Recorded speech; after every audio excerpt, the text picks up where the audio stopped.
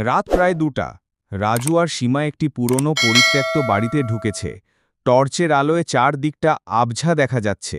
দেখেছিস সীমা, এই বাড়িটা নিয়েই সব গল্প, ভূতের বাড়ি।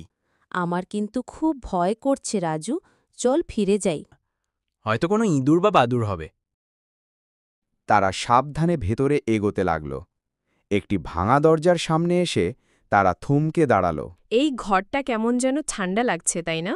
রাজু টর্চ দিয়ে ঘরের ভেতরে আলো ফেলল। হঠাৎ আলোর সামনে একটি ছায়ামূর্তি দেখা গেল। ছায়াটা দ্রুত সরে গেল। ওটা কি ছিল? আমি জানি না, চল পালাই। তারা দ্রুত সেখান থেকে বেরিয়ে এলো এবং দৌড়াতে দৌড়াতে গ্রামে ফিরে এলো। পরদিন সকালে তারা রহিম চাচার কাছে গেল। চাচা, কাল রাতে আমরা ওই পুরনো বাড়িটাতে গিয়েছিলাম আর একটা অদ্ভুত জিনিস দেখেছি। আমি জানতাম তোমরা যাবে। ওই বাড়িটা অভিশপ্ত বাবা, ওখানে এক বৃদ্ধ দম্পতি মারা গিয়েছিলেন। তাদের আত্মা এখনও সেখানেই ঘুরে বেড়ায়। তাহলে কি ওটা সত্যিই ভূত ছিল? তাদের আত্মা শান্তি পায়নি, তারাই মাঝে মাঝে দেখা দেয়। কিন্তু কেন? তারা কি চায়? কেউ জানে না বাবা, শুধু শুনেছি তাদের কিছু একটা হারানো গিয়েছিল, যা তারা খুঁজে বেড়াচ্ছে। রাজু আর সীমা একে অপরের দিকে তাকাল।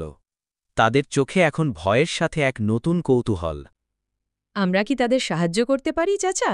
যদি তোমরা সাহস করো তাহলে হয়তো পারবে, কিন্তু মনে রেখো, ভূতের সাথে মোকাবেলা করা সহজ কাজ নয়।